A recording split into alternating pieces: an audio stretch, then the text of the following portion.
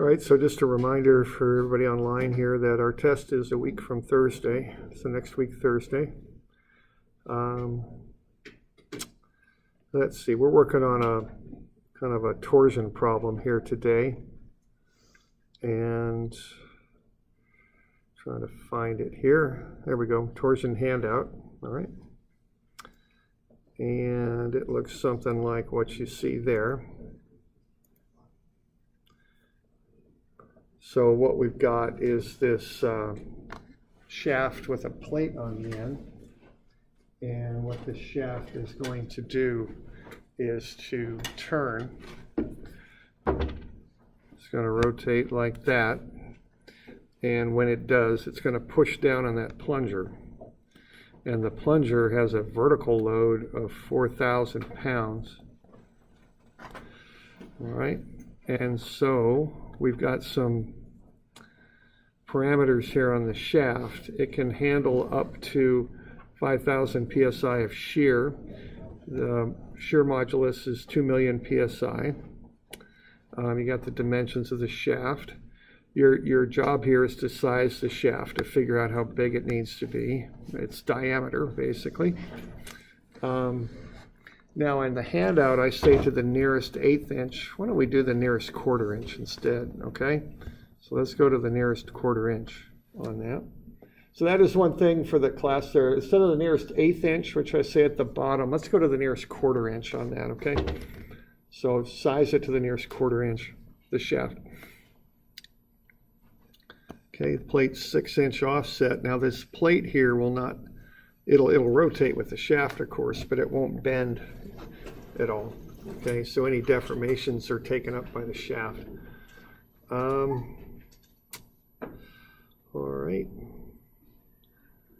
So that's the basics there. So have a look at the shaft and let's see, in the back here, the motor's turning at a rate of 0.275 radians per second, and the shaft needs to go down 3.464 inches in 2 seconds.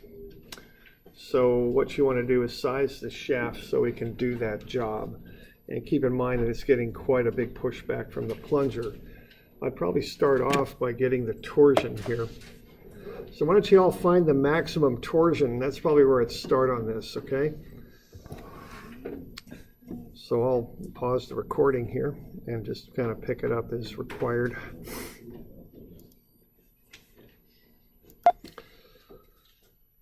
Okay, in class here we were just talking about the fact that if you push down on that plunger, you're also, given the angle of the plate, you're going to push it to the right.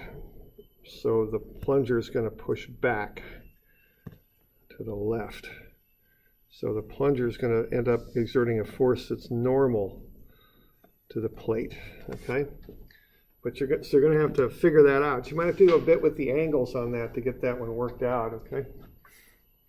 So have a look at that. And again, we're going to size this shaft to the nearest 1/4 inch as opposed to the nearest 1/8. So it'll be a little different than what it says on the handout. Okay, so what we're looking at here is we want to find the torsion. You want to find the moment about the center of the shaft right there. That's the goal. So what you're going to do then is find the moment that this force here imparts. Now what you want is the force that's normal to the plate. So you're going to have to find this angle right here. Everybody getting that angle okay? Any questions on that angle? It's pretty darn even when you calculate it up, okay? So, all right, now the common thing that, you know, and I've been doing this for years, you know, sort of thing. Now there's something you got to think about on this. That you know that this is 4,000. So if you go take cosine 30 times 4,000, what you're going to get is this vector, which is going to be less than 4,000, isn't it? You with me there? If you go cosine of that angle 30 times the 4,000, you're going to reduce it. And what you're saying then is the 4,000 is the total, and you're breaking it up into components. But that's not really correct, because what's happening here is the 4,000 is the vertical component, There's also another component that extends horizontally. So what you're after is the hypotenuse here. It's a different geometric configuration. They're both based on 30 degrees, but you're after the one that will get you the net force, the total force, which is the angled hypotenuse. You with me there on what I'm saying? It's a real common error to make, and but I just want to point that out. You got to flip your trig around just a little bit to find that angled force, which is the total. And then you're going to want to multiply that by the moment arm. And that will get you the moment. Okay? So the answer isn't 24,000 for that. It's bigger than 24,000. Not less, but bigger. Okay? And you got to do a couple things to kind of get to that bigger answer. Okay? So the force you're after is this, and the distance you're after is this. On this one. And that's all caused by that fact when you start turning and pushing that plunger to the right, it's going to push back to the left. That's what it's going to do. Okay?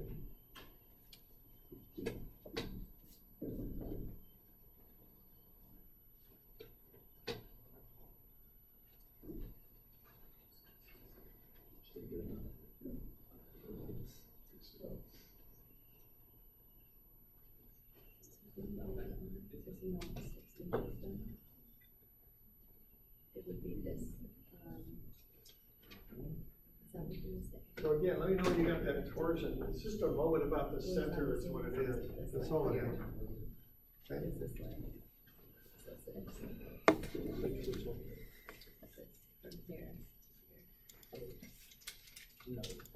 Okay, so y'all are getting about 32,000 on that, right, for that torsion?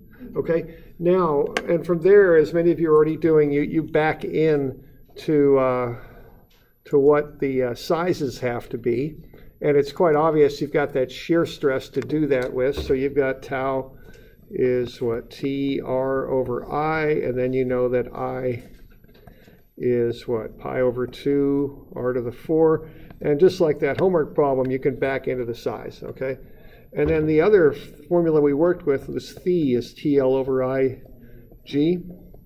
Now you're not given phi directly here, but you got to look at phi.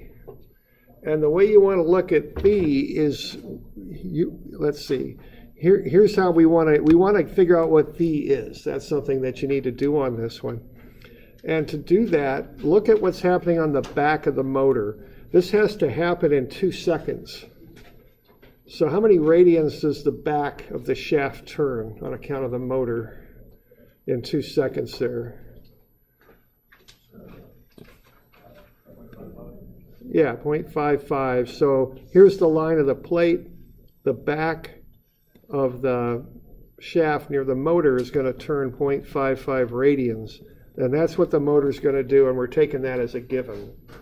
What does the front of the shaft have to do? How far does it have to turn to do the job? We need it to push that plunger down 3.464 inches. So how far does the front of the shaft have to rotate?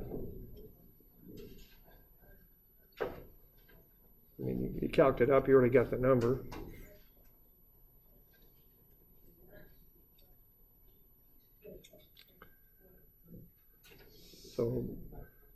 So to get the phi, look at what the back of the shaft is going to do on account of the motor, and then look at what you're requiring the front of the shaft to do. Okay? And between those two, you ought to be able to figure out what phi is. Because if the back of the shaft is going to go that far, but the front of the shaft only has to go that far, how you can get to phi from that, okay? If the back of the shaft is going to go further than the front of the shaft needs to go, you can pick up some of that slack in the shaft is the idea. And what I'm trying to do is get across what phi is and why it's significant, especially for mechanical types. I mean, this is kind of what we're talking about with phi and allowable twisting and all that in the shaft and how it affects things. So just look at the two ends of the shaft and what one of them is going to do, what the other one has to do, and figure out how much slack you can have in the shaft on account of that. Okay.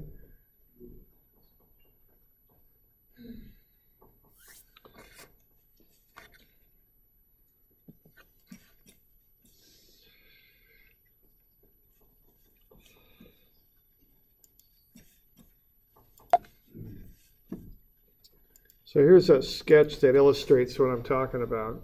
So in the back of the shaft, you're twisting 0.55 radians, and you're requiring the front of the shaft to push the plunger down 3.464 inches. It has to go at least that far, so that's your requirement. Have a look at what's going on there, and you should be able to kind of work your way into what phi can be for the entire length of the shaft.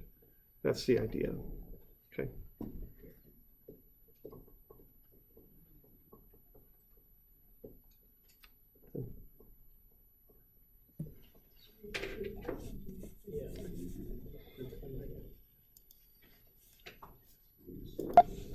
All right, so just like we've been going over here in class here, just kind of look at what has to happen and what is going to happen in the back of the shaft versus what has to happen in the front of the shaft, and look at the difference in those two.